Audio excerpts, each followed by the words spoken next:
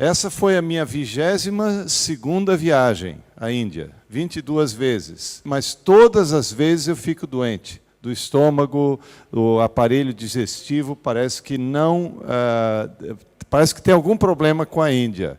Mas mesmo assim, a gente ama, a gente volta e continua indo e fazendo a obra. Dos 45 dias que nós ficamos na Índia, só um dia eu não pude trabalhar e a pastora Renate assumiu tudo.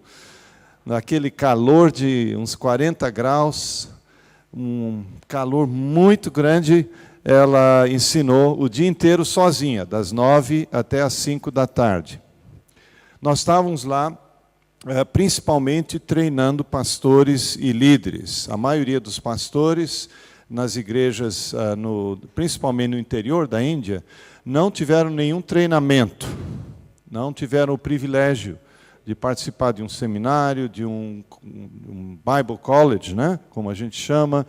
Então, a gente vai com esse propósito. Nós damos seminários de 3 dias inteiros, intensivos, de treinamento avançado para pastores, aqueles que já são pastores, que já têm alguma experiência, para ajudá-los no seu ministério. Pela graça de Deus, nós fizemos 13 desses seminários de 3 ou 2 dias. Alguns eram um pouquinho mais abreviados, de 2 dias. E foram 13 seminários de 2 ou 3 dias em 8 cidades diferentes. Então, cruzamos a Índia do norte ao sul, do leste ao oeste. Fizemos a cruz de Jesus lá, dentro da Índia. Desde o Punjab, que é lá em cima, perto do Nepal, entre o Nepal e o Paquistão, lá para cima, até no sul. E lá no leste, Nagaland, perto do Butão, na divisa com a China, até Mumbai, que é no Oceano Índico. Então foram essas semanas muito intensivas, mas Deus nos protegeu, Deus nos guardou, e amanhã nós estamos indo para casa, para renovar as forças, para revisar todo o material, para preparar as coisas e partir para uma nova viagem daqui a alguns dias, assim que o Senhor permitir. Essa é a nossa vida agora. Vocês se lembram que quando eu estive aqui da última vez, em outubro, nós falamos da visão que Deus nos deu, do ministério que Ele nos deu e o nome do ministério. Alguém se lembra ainda qual é o nome do ministério que a Renate e eu temos? Coração Peregrino. Faz sentido, não faz? Vocês são todos peregrinos, que eu saiba, são coração peregrino. Todos aqui têm coração peregrino, porque de um jeito ou de outro partiram de um continente para outro, e para fazer isso tem que ter coragem, não é qualquer um, não é todo mundo que tem esse coração peregrino. Vocês estão aqui, então entendem bem. Então Deus deu essa visão para nós e nós estamos simplesmente obedecendo. O ministério está tomando forma.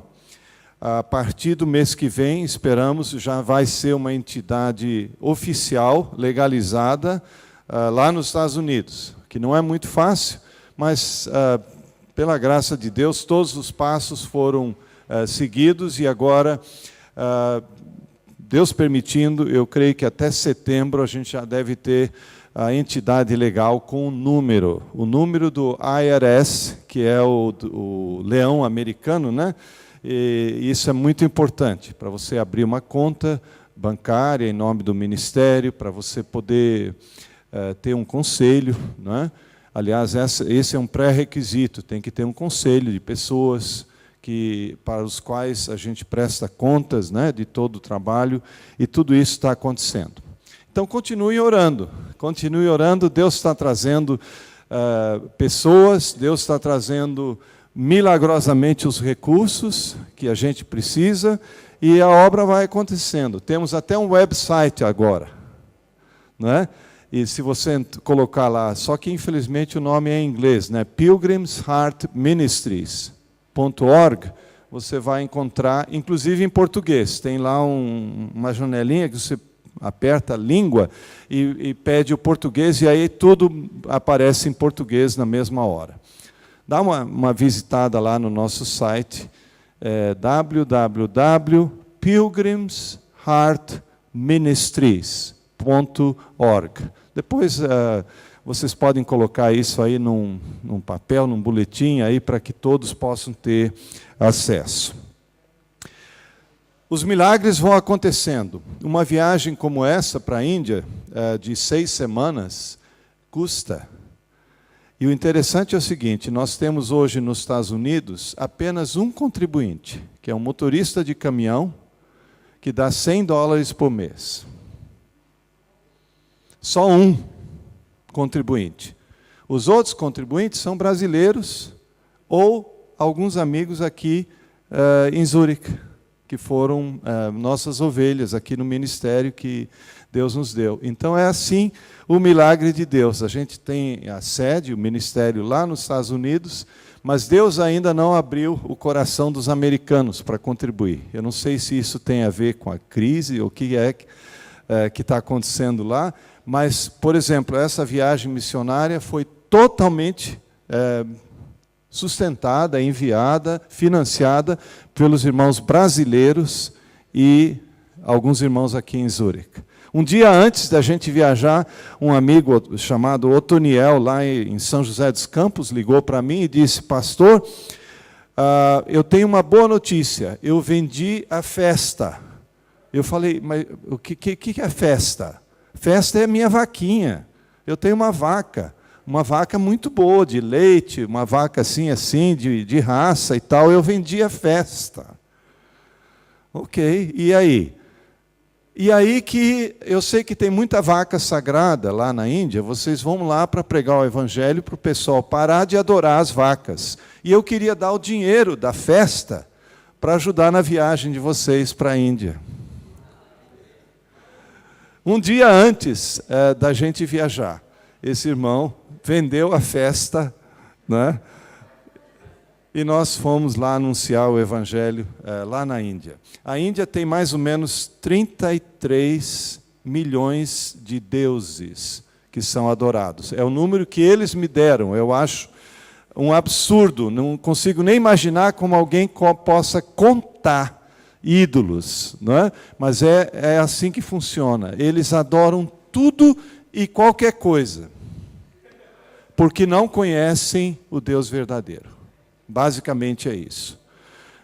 Não conhece o único Deus. Então é uma maravilha a gente pregar quando o povo tem fome e sede de Deus. Eu vou falar uma coisa para vocês. Eu sou pastor há 40 anos e já fiquei um pouco cansado de pregar para quem está enjoado, para quem está cansado de ouvir a palavra de Deus e ouvir a mesma mensagem. Sabe aquela criança mimada que você fica oferecendo comida e ela não quer? Eu lembro quando nós tínhamos 2 filhos pequenos, né, que agora são adultos, o Thomas e a Rebeca. A Renate punha lá o Thomas na cadeirinha e dizia: Thomas, come. E ele, fechava a boca, né? E ela insistia. Daqui a pouco ela me chamava e dizia: dá um jeito, porque esse guri mimado não quer comer.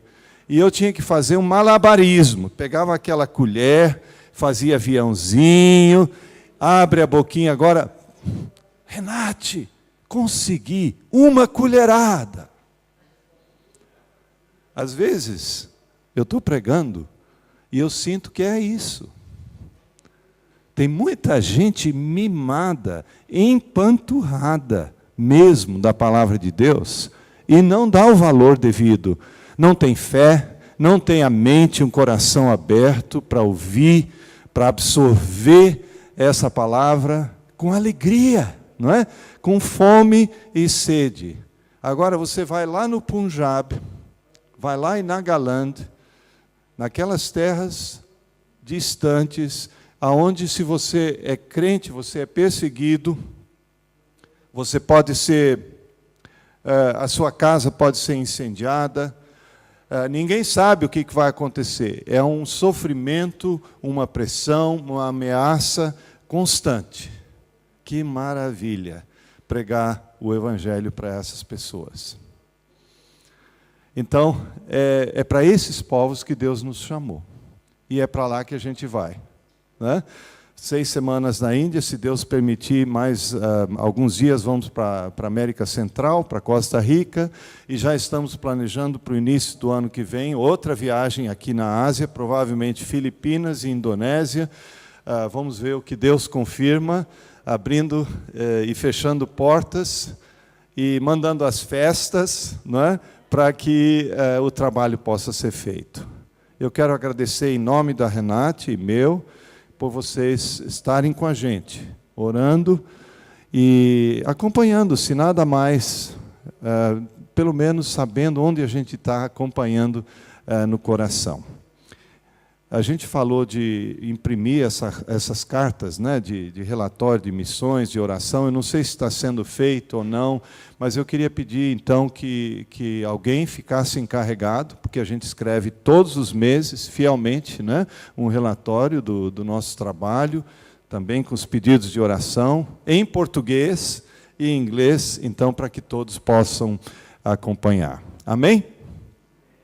Desculpas da Renate, ela está literalmente exausta. Depois de 5 semanas na Índia, e essa semana aqui, ela não parou. Hoje ficou o dia inteiro ajudando pessoas, e ela chegou em casa um pouco antes do horário da gente vir, e disse, você me abençoa se eu ficar? E eu primeiro disse, eu te abençoo se você for. Aí nós conversamos um pouquinho, não, mas eu preciso ficar, mas eu preciso da sua bênção. Eu falei, você está abençoada, então fica, pronto, né, fica com a minha bênção. Amém? Gente, eu ia contar algumas experiências mais, e vou fazer isso rapidinho. Essa viagem missionária começou como um pesadelo. Sabe quando uma viagem dá tudo errado? Não porque nós não planejamos tudo com antecedência, compramos as passagens há uns 6 meses atrás, todo o material que ia ser usado pelos pastores lá, 60 páginas de cada apostila, foi escrito com muito carinho, com muito cuidado, enviado antecipadamente para eles fazerem as cópias, para eles traduzirem, fazer tudo o que fosse necessário. Todo o planejamento foi feito. Aí a gente vai para o aeroporto, lá em Atlanta, no dia da viagem. Fui bem mais cedo, porque a Renate é assim, ela é o oposto de mim. Eu gosto de ir na última hora, com 1 hora de antecedência, para mim está bom. Ela quer ir 4 horas antes. Então, como era uma viagem longa, e ela estava indo e tudo, eu falei, então vamos 4 horas antes, pronto. E estávamos lá no aeroporto, e quem disse que o avião sai? Foi atrasando, disseram, olha, vai ficar 2 horas atrasados, aí daqui a pouco 3 horas de atraso, aí eu falei, pronto, já perdemos a conexão, porque era Atlanta, Nova York e Delhi. De Nova York a Delhi são 14 horas e meia sem escala. É aquele voo bem longo, mas só tinha 3 horas de intervalo para pegar o outro avião. Ele atrasou mais do que 3 horas lá em Atlanta, nós perdemos o voo. O aeroporto, um caos, não é? Tinha dado uma tempestade lá no leste dos Estados Unidos, os aeroportos fecharam, os aviões ficaram no chão, nada estava voando, e começou assim. E a gente dizendo, Senhor, mas nós oramos, nós planejamos, nós temos que chegar amanhã lá, para já ir para o interior, porque não íamos ficar em Delhi, já tinha gente esperando, tudo organizado. Senhor, não deixa assim. E foi aquela agonia da alma. Mas Deus foi dando um jeito. Perdemos aquele voo, mas deram uma outra opção para a gente, passando pela Inglaterra, né? Fazendo uma escala na Inglaterra, e acabamos chegando lá com apenas algumas horas de atraso, e deu tudo certo. Mas o que começou com um pesadelo, terminou como um sonho. vocês já viram esse novo avião Dreamliner, que é um novo avião da Boeing, né, que às vezes deu um problema na bateria lá, qualquer coisa, mas é um avião fantástico. E de Londres para a Índia, nós estávamos tão exaustos de ter ficado aquelas horas todas esperando ali, com aquela tempestade, e a irritação, né, de ficar com tudo atrasado. E aí a gente entrou esse voo da Air India, era o Dreamliner. Aí Deus falou assim para mim, está vendo? Começou como um pesadelo, mas os meus sonhos vão se concretizar. Os meus sonhos para vocês, foi assim uma mensagem clara de Deus para nós, dizendo, olha, não fica no pesadelo não, porque depois da noite, depois do choro, vem a alegria. Não é? Entramos naquele avião, tinha espaço para as minhas pernas longas, com problema muscular, tinha gente muito atenciosa, né? Os atendentes, a comidinha indiana já, né? O cheirinho de curry, já de longe, quando você entra, já está ali. Né? E nós comemos curry durante 45 dias, de manhã, à tarde e à noite. Aí eu adaptei um corinho assim. Curry, curry, curry in the morning, curry in the noontime, curry when the sun goes down.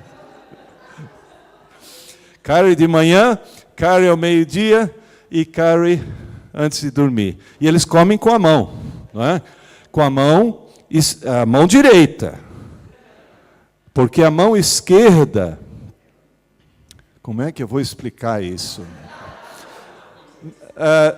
Os banheiros na Índia, mesmo nas casas melhores, não tem papel higiênico. Eles não usam papel higiênico. Tem um balde com uma canequinha. Um balde com água que você pega, e essa canequinha não é para beber água. Essa canequinha é para você fazer a higiene sem papel higiênico. Certo? E você usa a mão esquerda. Por isso, a mão esquerda, você nunca toca os outros. Aliás, lá há um costume. Homem anda de mão dada com outro homem. Né? Mas você dá sempre a mão direita. Agora, ele vai dar a mão esquerda, é claro. Né? Mas eu dou a minha mão direita. E é interessante, você estar andando na rua com alguém, e, por exemplo, um outro pastor, e ele, de repente, segura a sua mão. Né? E aí você vai... Né? Vocês são maliciosos, né? Não tem nada disso que vocês estão pensando, não. É cultura, gente. É cultura. Com todas essas coisas, eu fico pensando assim. Deus determinou que aquele país tenha tanta riqueza cultural, que um dia toda essa riqueza vai ser colocada aos pés de Jesus. Lá em Apocalipse 21,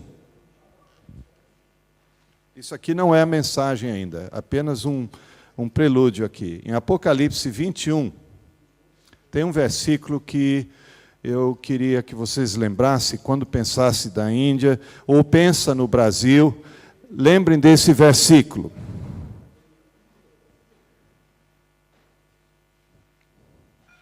No verso 24. 24. As nações andarão à sua luz, é a luz de Jesus, e os reis da terra andarão ou trarão para ela a sua glória e honra.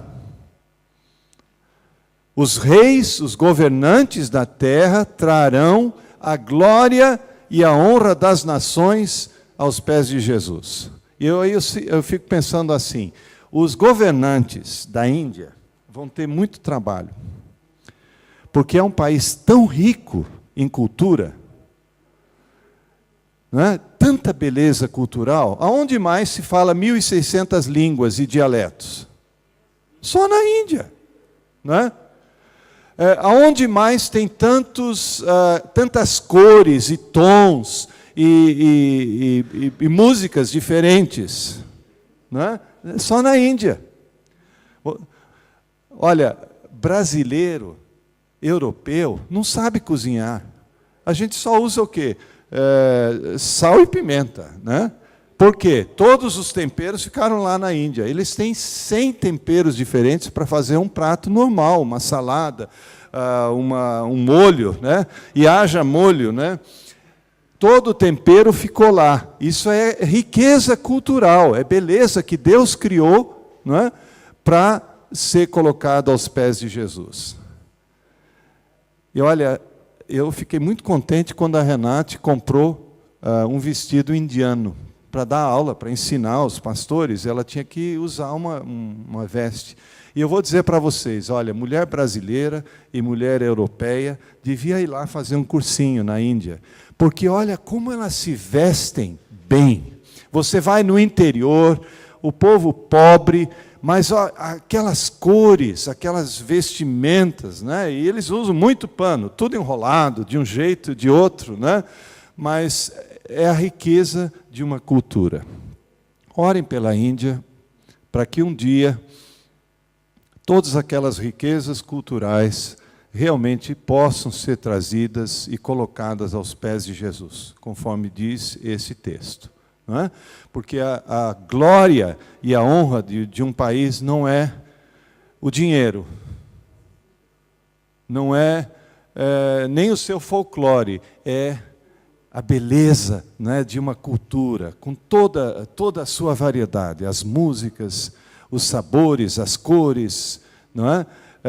As danças até, tudo o que o povo tem e que Deus criou para a sua glória e para o seu louvor. Vamos orar pela Índia, agora mesmo? Podemos?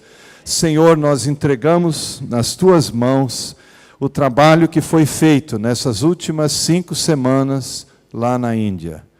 Senhor, nós estivemos em todas aquelas cidades e pedimos agora que a semente que foi lançada não volte vazia, não volte sem fruto.